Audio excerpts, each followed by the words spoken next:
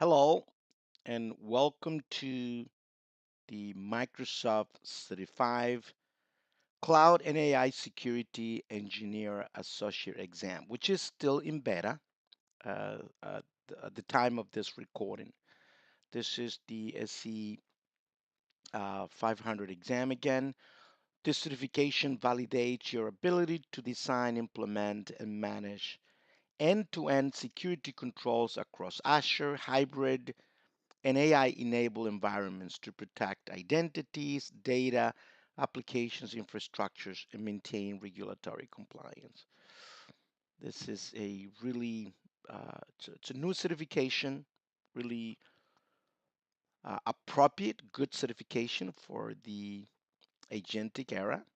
Here's some information about the cert. You can come here, just look for the SC-500 and on any search engine, and then you're gonna get to this.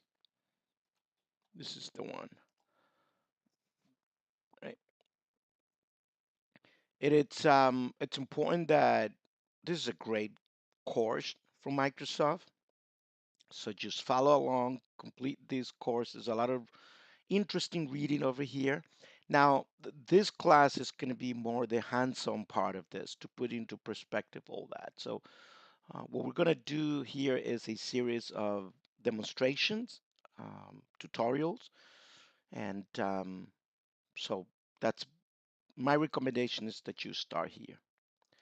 There is also, when you go into this, if you click into the study guide, it's different. It's this one, and this is what we're going to follow along. Okay, these are the four domains that we're going to cover, and that's the weight of each of those domains. And so the domains are divided into sections, and then these sections are divided into individual objectives. And so we are going to, each of these represent an objective that we are going to create a video for. So the first objective we are going to work with is implement and configure privilege identity management, or PIM. So that's what we're going to do. This is my tenant. When you go to the tenant, and we are in, you configure all this in Microsoft Entra Admin Center. You go to entra.microsoft.com. This homepage has been redesigned, has a lot of cool stuff. At a glance, you get really cool information about your domain, the tenant ID, the primary domain. You get at a glance the number of users, the groups, apps, devices. More interesting information over here. I am signed in as a global administrator. Most of the stuff that we're going to do in this, especially in this lab, but in most labs, you require a global administrator. You may do with other, but because this is just a training, we're going to be using the global administrator for everything, but we're going to use PIM, which I'll show in a minute. So useful stuff over here. User at high risk, if you had any, you could see that there. And then if you want to go into more detail, you can click into this links over here. Tenant status score, we are at a 71.69%, which is not bad, but we have nothing, so there's not much actually. This should probably be higher, but it's not. Um, no Microsoft Entra Connect. Again, we're going to be covering a lot of these things in here. These shortcuts are really cool. So you can go directly into some of the most useful and important pages, right from here, whether it is the user sign-ins, audit logs, authentication methods, block users. These are some of the most common tasks that most administrators have to deal with in a daily basis. So now they're just right on the front instead of, going and looking for those, you can have them right there. Important to understand that PIM requires a P2 license, Entra ID Premium 2. There's a P1 and P2. We'll discuss more of those things later on as we move along. A lot of deployment guides right here, so you can go directly into those guides, and there's some more stuff about here in the Knowledge Center. So a lot of useful stuff right on the first page, which is really cool.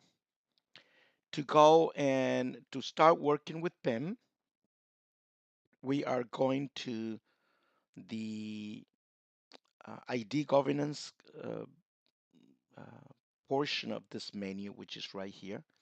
And if you click on privilege identity management, then you come to this page. You get to the get starter, and there's a what's new to keep you posted on what's happening. But this is where you should start. So I am logged in as a global admin, but I had to come in here and actually uh, activate this. When you're using PIM, when you sign in for the first time, your account doesn't have any access right until you activate that, and that's the main of PIM. So we use PIM to manage the life cycle of role assignments, enforce just-in-time access policy, and discover who has what role. So those are the main things, just in time. One of the biggest problems, or a big risk, is that if you are permanently signing as a global administrator, if that account get compromised, then the malicious user has access to everything because the global access, you have access to everything. You can do a lot of damage with if you have, bad intentions. So that's mainly, if you want to learn more, you could click on this. There's a lot of knowledge here. So if you click on this, it will take you to, what is Microsoft Entra Privilege Management. So if you're not familiar, we're not going to concentrate on those.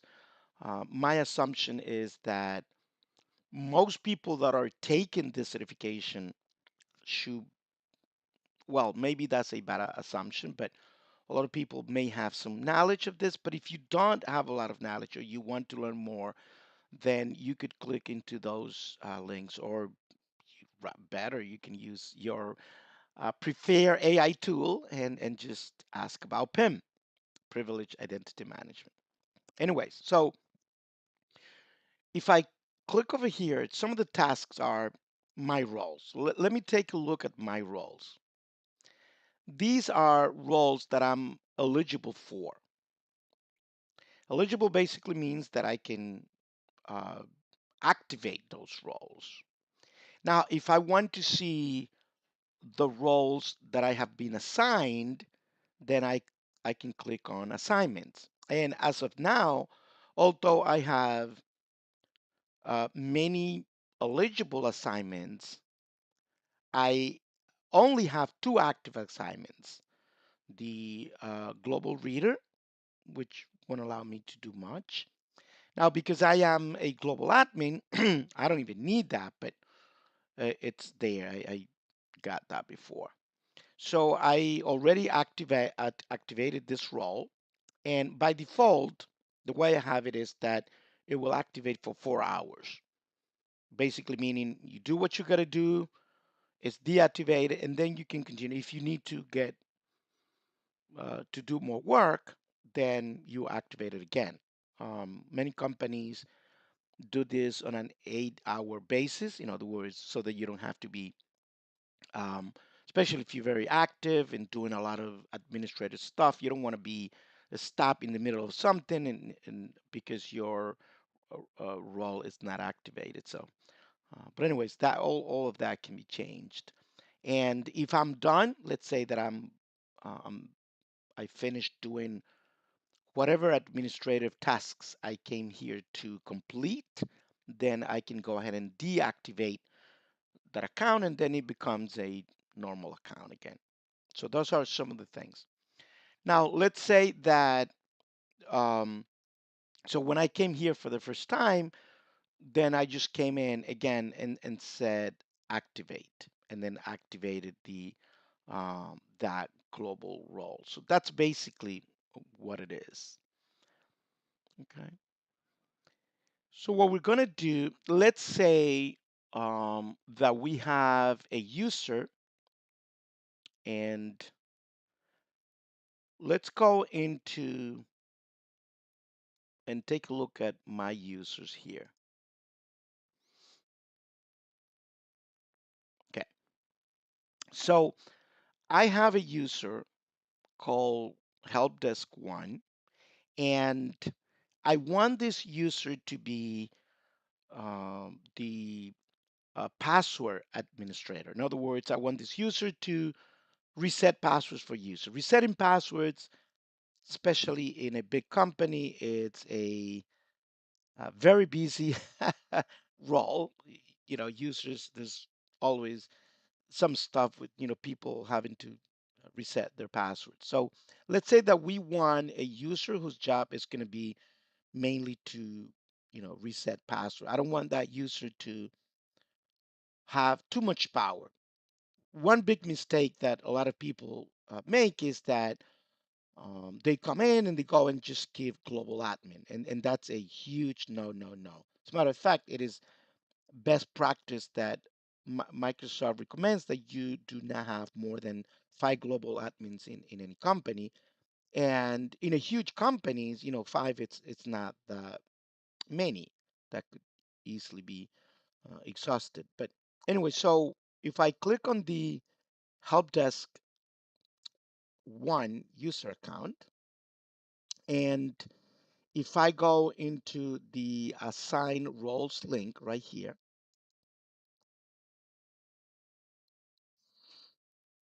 so notice that there is no active assignments, basically meaning that the user is just a regular user and won't be able to do anything. But if I go into eligible assignments, then here we see that this user has the help desk uh, administrator role, and therefore that user could update that.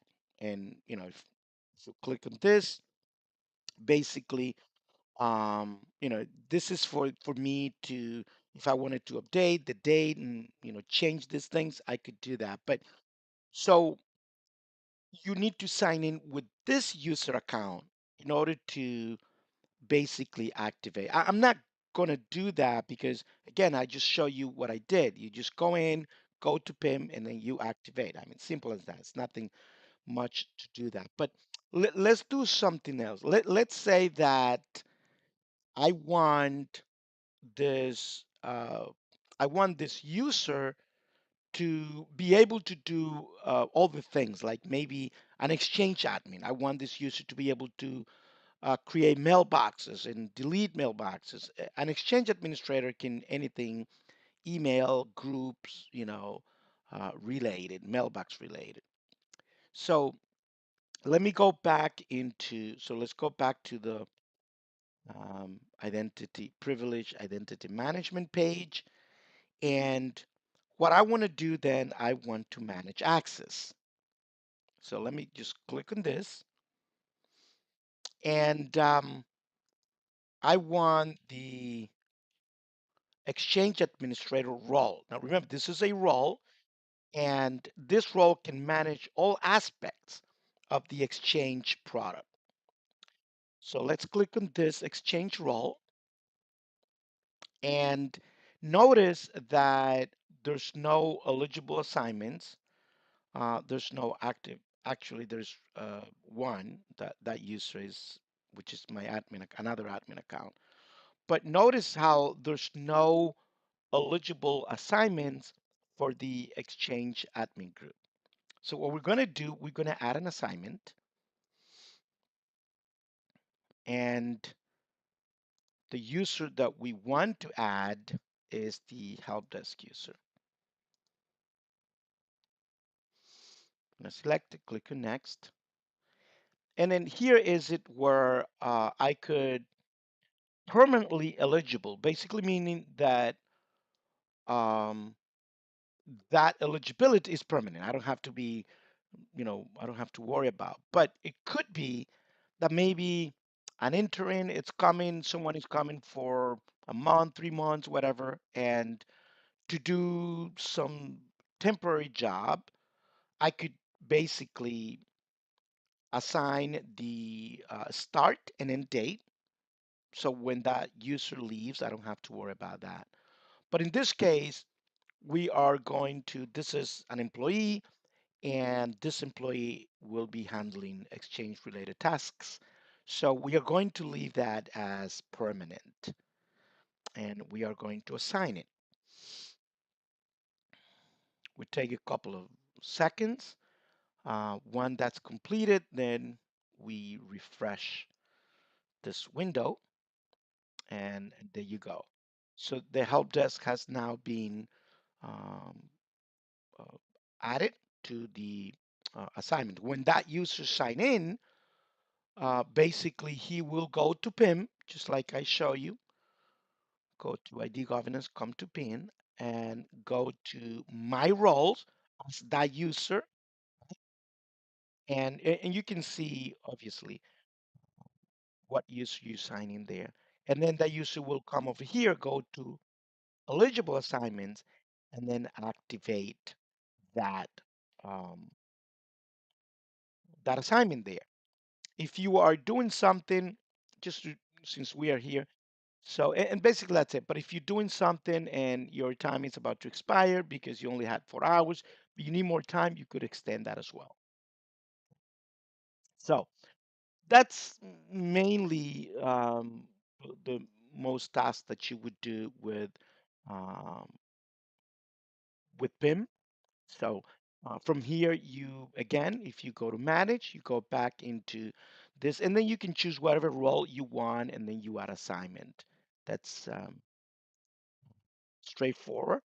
If you the activate just in time again, so why do we use just in time? Because this reduces the potential for lateral movement in the event of account compromise by eliminating persistent access to privileged roles and resources. It enforces, rather, we should enforce just in time access to critical roles with PIM. So remember that the key here is the roles, the the roles that we want to protect. And if you click on intro roles, and you can go from here as well. But when we are talking about admin roles, there are many of them. There are many roles. So if you go to roles, depending on what it's that they use, and you'll see here that if it's a privileged role, it will say privileged role right here. Okay. So uh, agent ID developer. So there's new roles about agent stuff. So if you want to be an AI administrator, well, there is a new role also called the AI administrator, which is also privileged role. So again, PIM it's about um, those uh, privileged roles. Okay. So if you click on activate, it'll basically take you to the same window that we were before. Okay, to activate those things. Manage it's when you're gonna give access to somebody, but if you already gave access, then you can go to activate and then you go there. And then the discover, if you want to see again, it will take you to, but here will give you more information. It will tell you everyone in a single page who's eligible, and the type, the scope, the membership, and the timing, and you can remove people from there. Here it will give you a list of assignments and also if there are any expire assignments. So that's basically what you do from here. We already went here. If I there's other tasks is like in a bigger company, this may be a very busy thing. And also um, when you create an assignment, There is also an option in which you can give, you can basically decide that within the assignment, it has to be approved by somebody else. Okay. And so it's important to understand that as well. That, as a matter of fact, if we go into um, let me just go into manage and add assignments. The I could click on the role here. Let's say that I'm going to assign global administrator to a user, and the user I'm going to choose is the same that same user. Okay, so I could go ahead and and do these things. But if I go to actually, if I click on Nest, I'll go to the settings page, and this is just for the time.